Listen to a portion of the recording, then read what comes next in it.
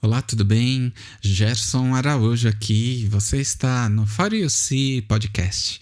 Nós estamos conversando nessa série, essa série é específica sobre escunas. Você quer saber mais sobre esse tipo de barco, como funciona, como são as manutenções, quais são as partes boas, quais são as partes nem tanto? Tá bom? Nós moramos numa escuna durante 2 anos com a família toda. E nós estamos dividindo a nossa experiência, tá bom? Aquilo que aconteceu com a gente, aquilo que a gente acabou aprendendo com esse tipo de barco. E para você ver se faz sentido para você ou se não faz sentido, tá bom? Eu quero frisar que é a nossa experiência. Por que você fala tanto disso? Porque nós viemos de um contexto que a gente não sabia nada desse tipo de barco, aliás, nada de barco algum. E nós fomos aprendendo tudo e a gente acabou assim... batendo muita cabeça, acertando algumas coisas, errando outras, enfim. E se você quiser saber os detalhes de como é esse barco, então essa série é pra você, tá bom? Então você tá pensando, quem sabe, morar numa escuna, ter uma escuna, comprar uma escuna, será que dá pra velejar, né? E no episódio de hoje, sobre o que a gente vai falar? A gente vai falar sobre os estaleiros, tá? Os estaleiros que trabalham com escunas. Gerson, mas por que estaleiro? O que isso tem a ver? Em linhas gerais, pelo menos uma vez por ano, você vai ter que tirar seu barco d'água. Tá bom? Nos episódios anteriores a gente já explicou sobre as manutenções do casco. Normalmente acontece uma vez por ano, uma vez a cada 1 ano e meio, no máximo estourando 2 anos, tá? Mas aí já é forçar bastante. Mas vamos dizer que o legal seria pelo menos uma vez por ano. Antes, não esquece de participar lá do nosso grupo, tá bom? Clica aí no link que está na descrição e você pode fazer pergunta direto para mim, a gente pode trocar uma ideia. É um grupo só sobre esses assuntos de náutica e você é muito bem-vindo, tá bom? É só clicar no link, é gratuito. É um grupo fechado, mas é um grupo gratuito, tá bom? Vamos lá. Então... eu lembrei disso, eu queria antes que eu me esquecesse, eu falo, não, deixa eu falar o pessoal do grupo lá. Então, os estaleiros que trabalham com escuna. Então, uma vez por ano, a gente vai precisar tirar o barco d'água. Seja por uma rotina, né?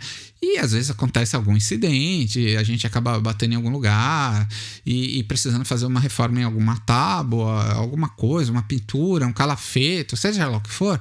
Às vezes até menos do que 1 ano, a gente precisa tirar o barco da água. Beleza, até aí tudo bem, vai.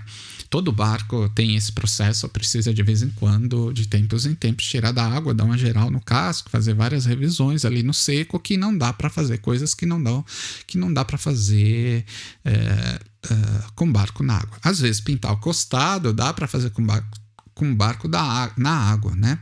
Mas tem coisa que não dá, tá?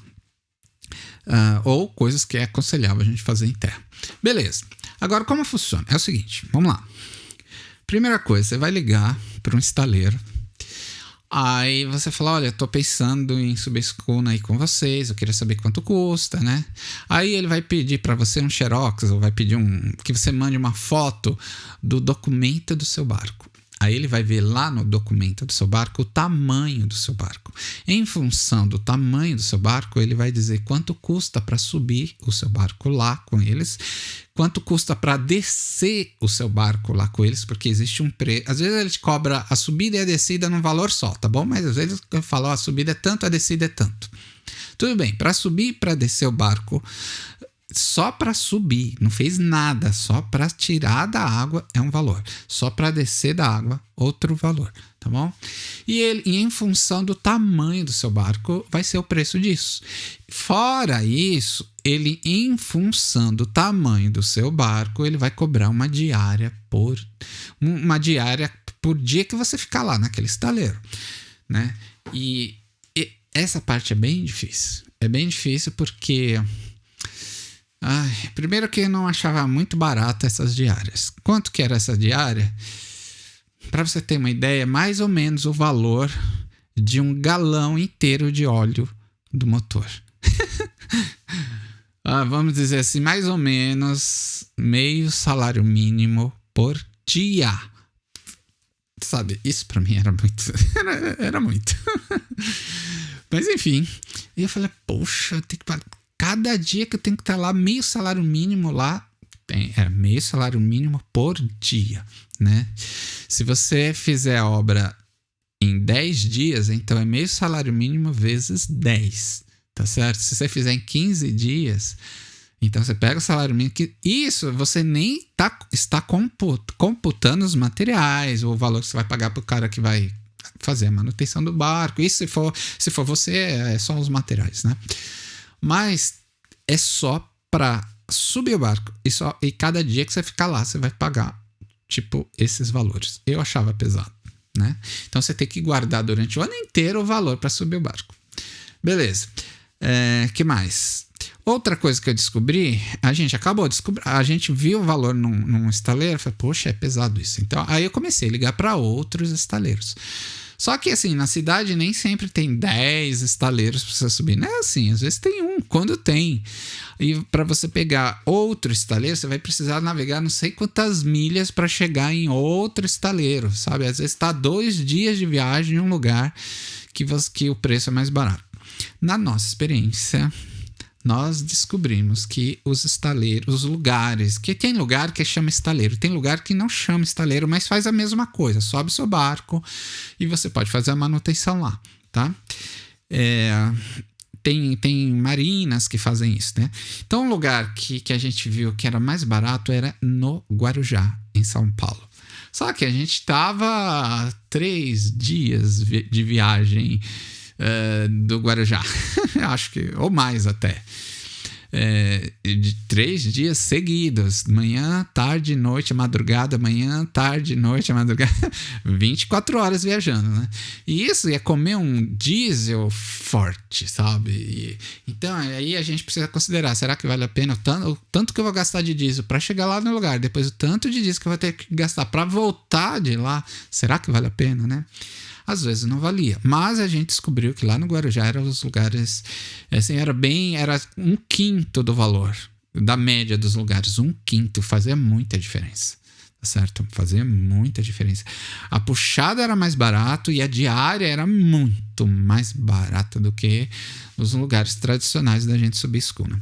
Só que a gente estava longe, né? Não era bem difícil isso, né?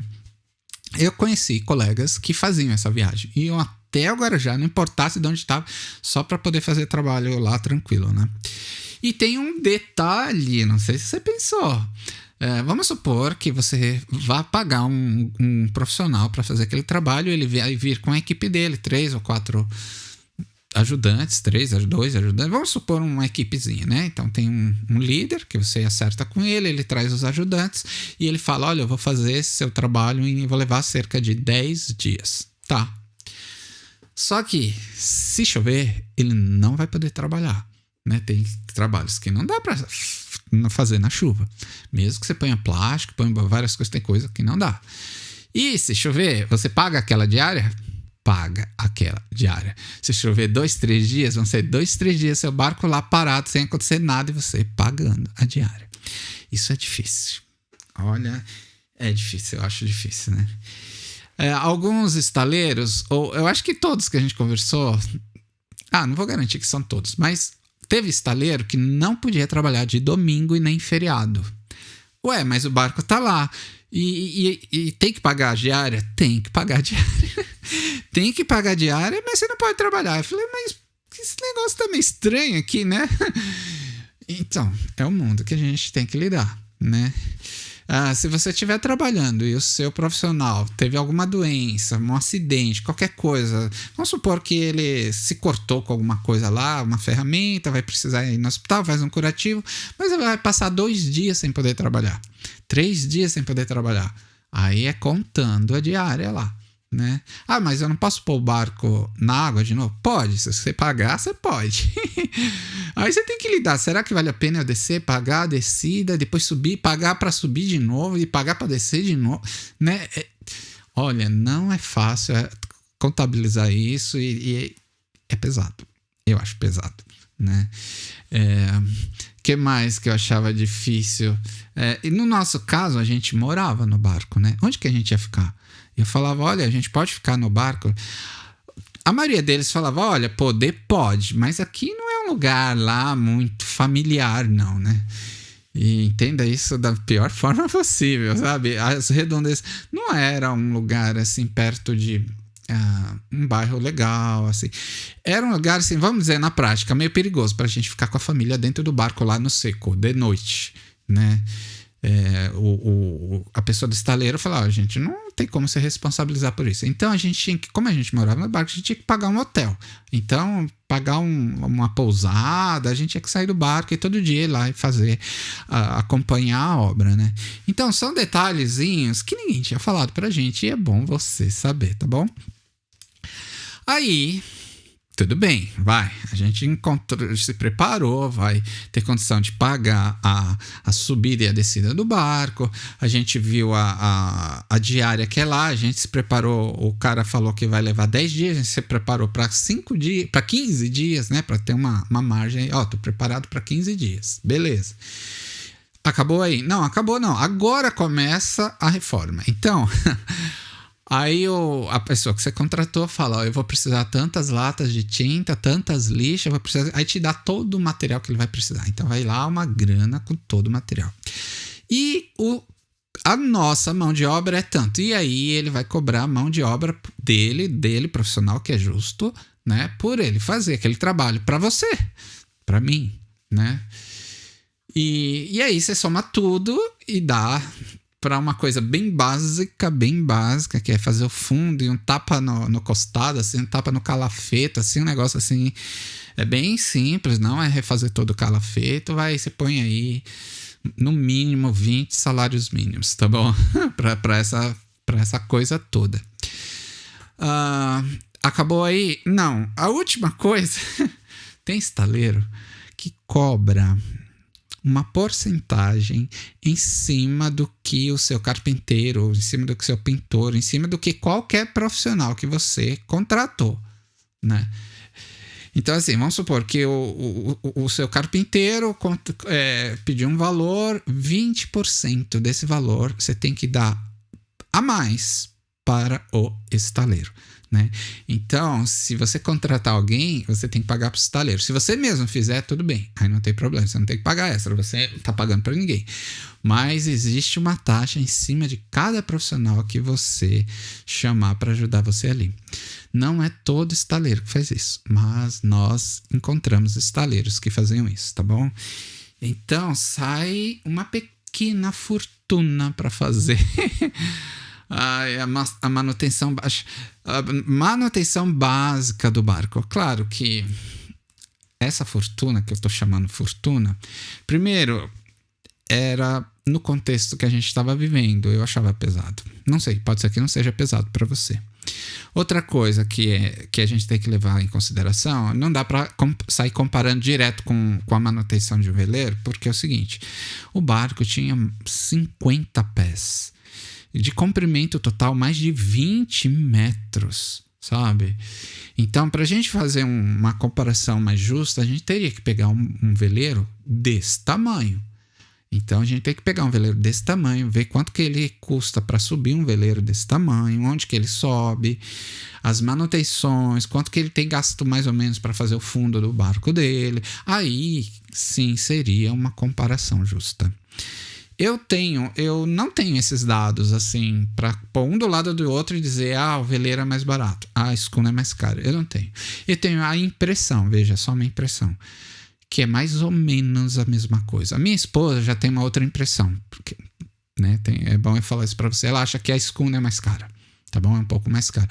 Mas se for mais cara, eu não acho que é assim muito mais cara. Talvez seja um pouco mais caro, tá? Eu não sei, será que um barco, um veleiro de 50 pés que vai pintar o fundo, fazer o fundo, lixar todo, vai fazer só isso, né? Vai lixar, passar uma base epóxi, passar tinta anticrustante e pintar o costado. Vamos dizer, só isso. Será que subir no estaleiro vai levar de 10 a 15 dias para fazer isso? Será que ele gastaria menos do que 20 salários mínimos? Se ele gastar menos, um barco de 50 pés, pelo menos, e mais Aí, né, o nosso tinha 50 pés, mas ele tinha um pau de giba, tinha um mastro lá na frente que era mais 4, 5 metros. Nunca cheguei a medir, porque eu nunca cheguei até lá na pontinha para saber. Eu estimo que tinha entre 4 e 5 metros. Um barco desse tamanho, será que, né, se for subir num esquema convencional para veleiro, seria menos do que 20 salários mínimos? Se for, então é um pouco mais barato, tá bom? Mas eu tenho a impressão que é pau a pau, é por ali. A ordem de grandeza é a mesma, tá? Essa é uma sensação que eu tenho, tá bom?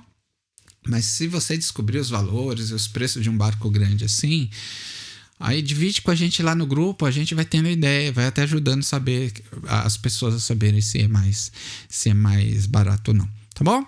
Bom, no episódio de hoje eu reservei essa parte de falar sobre os estaleiros, né? Como é que funciona. Só para entrar no estaleiro a gente paga, só para ficar lá no estaleiro um tempo a gente paga, depois tem que comprar os materiais, a gente paga, é tudo por fora, tá bom? O estaleiro, né, às vezes ele tem um corpo de profissionais, mas não é todo estaleiro que tem um corpo de profissionais. A gente tem que correr atrás, descobrir quem pinta, quem faz calafeto, descobrir quem resolve, né? Normalmente quando a gente sobe o barco assim, a gente também já tira o motor para fazer uma revisão no motor, pintar bonitinho. Não é obrigado a tirar toda vez, mas uma vez cada 1 ano ou a cada 2 anos é legal fazer, né? Que mais?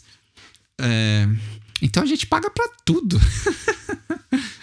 Paga para tudo. E dá pra gente fazer, se você manjar a parte do casco de madeira, eu acho mais simples, apesar de ser muito braçal. Muito braçal. É um trabalho gigantesco. O casco é um negócio gigante, sabe? Uma coisa é o barco na água. Quando ele sai da água, você olha, uau, era tudo isso, sabe? A sensação é que o barco na água é um negócio muito mais monstruoso do que quando ele tá na água, né? Você pode fazer tudo? Até pode. Mas olha, vai ser trampo. E eu acho que a gente faz muito mais lentamente do que se a gente contrata uma equipe de profissionais para fazer. Mas, né, tem o valor do custo. Bom, é isso. Agora, Gerson, peraí, o que a gente vai ter no próximo episódio? Já vou trazer um spoiler aqui, trazer um pouco. Os próximos episódios eu quero conversar com você sobre as vantagens e desvantagens de uma escuna, tá bom? Então, tô imaginando dedicar um episódio inteiro só para as vantagens. Você vai ficar de boca aberta, porque olha, são muitas vantagens. E depois fazer um episódio só sobre as desvantagens, tá bom? Tá interessado em saber? Você então não pode perder o próximo episódio, tá bom? Espero você lá, vai ser bem, bem legal. E antes de ir embora, não esquece de clicar lá no link para participar do nosso grupo, tá bom? Você é muito, muito bem-vindo. É isso aí, espero você no próximo episódio.